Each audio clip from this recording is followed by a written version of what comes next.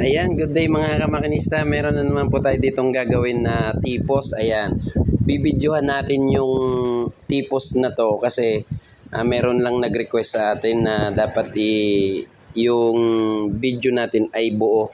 Yun yung procedure natin. Di ko alam kung ano yung pakay ni Bossing, pero Bossing ay para sa iyo. Shoutout sa iyo, Bossing. Nagkataon meron tayo ditong tipos ng Inmax. Ayan, kay Sir Elmer Calumos. Ayan, shoutout sa iyo, pare. Ayan, gagawin natin to mga kamakinista. Ito po kasi, kaya tayo nag-video, hindi na po kasi kaya to sa press lang kamakinista. Mamaya isasalang natin sa machine, makikita natin, papakita ko sa inyo kung bakit kailangan baklasin. Kasi ang ginagawa ko na nakikita ng iba, ito ay binabaklas ko. Kumbaga ay sabi nila ay foul daw po yun. Hindi naman basketball to eh.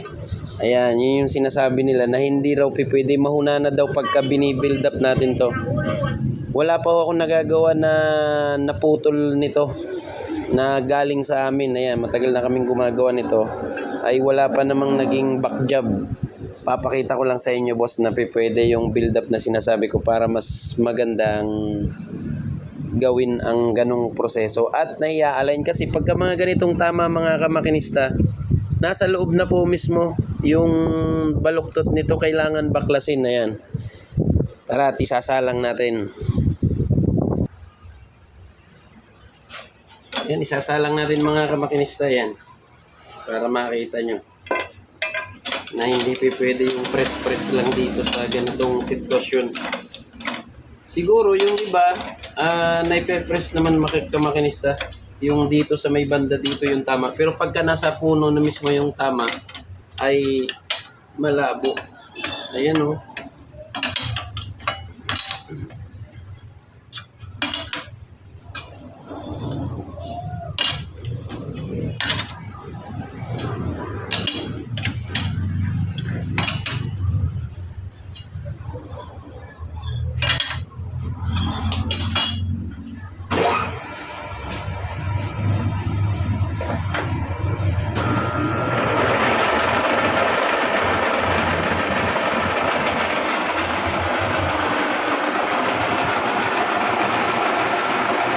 Ayan, kamakinista ang laki ng tama.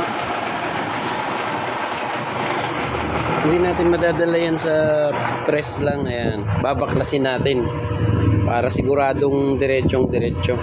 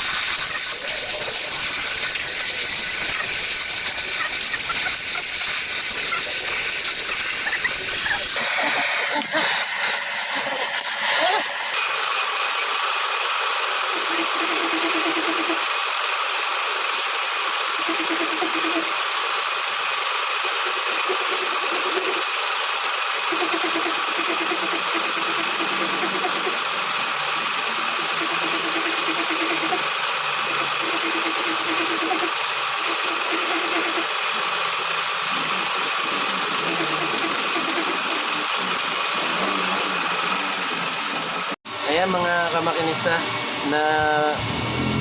na machine na po natin to, natanggal na natin yung welding. Tatanggalin natin ngayon ito, yung baluktot.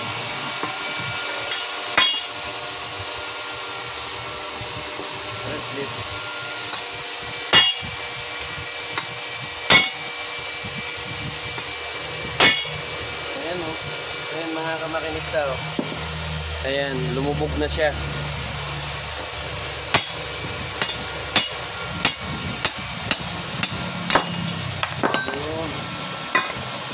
Ayan, natanggalin natin mga kamakinista.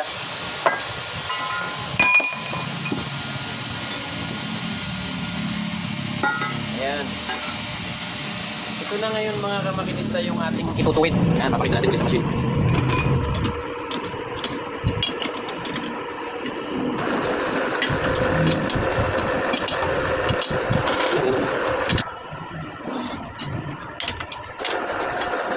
Ayan, kamakinista. sisentro natin yan dito para mamasin natin. Tingnan natin yung laki ng baluktot. Ayan, kita mga kamakinista na baluktot yung tipos ni Bossing.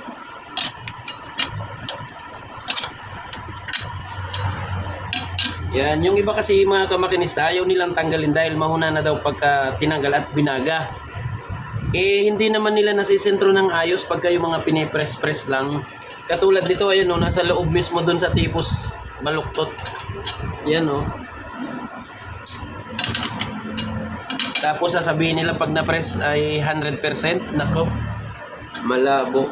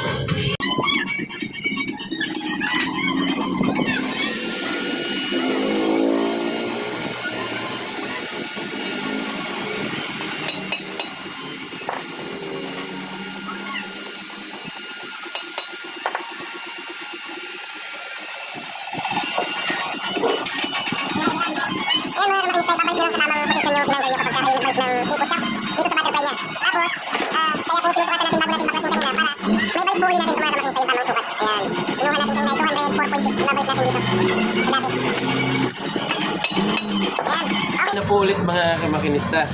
Ngayon, ang last natin gagawin mga kamakinista, i-welding natin. Ayan. Sir! Ganda nun.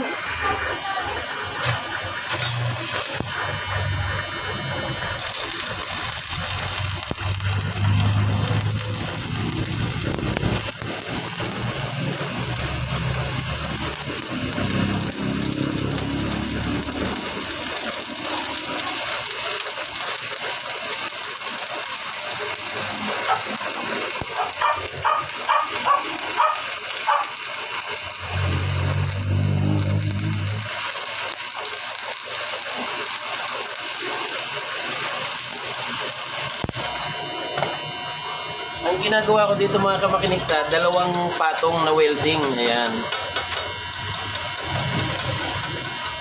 Ayan yung unang patong.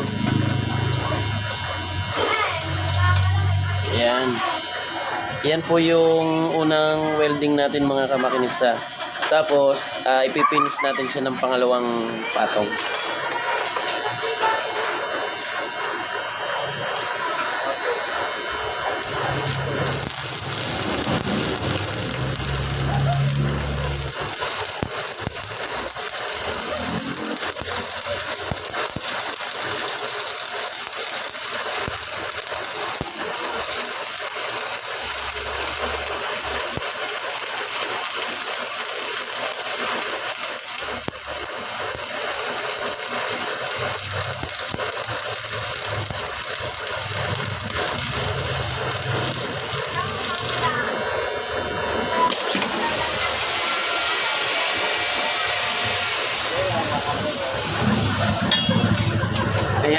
kamakinista. Ayan yung ating welding. Yan. Yan po yung pangalawa. Ngayon, mga kamakinista, hindi po lahat ng tipos ganito yung issue. Ginagawa lang po natin ito sa ganitong proseso.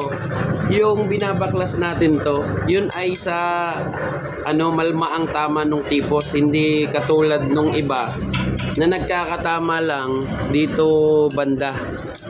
Ayan, dito kung makikita nyo mga kamakinista, dito, yan ay naipe-press natin. Hindi tayo nagbabaklas ng ganito. Pero pagka nandito mismo ang tama sa may puno, yan dito, sa loob na to, ay hindi na kaya yan kamakinista. Hindi mo maitutuwid yan 100%. Hindi mo maitutuwid pag hindi mo binaklas ang tipo shop.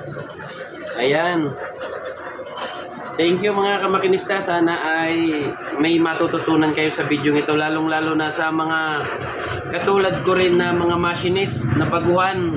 Ayan, makakatulong tong video na to sa inyo mga kamakinista. Ayan, salamat.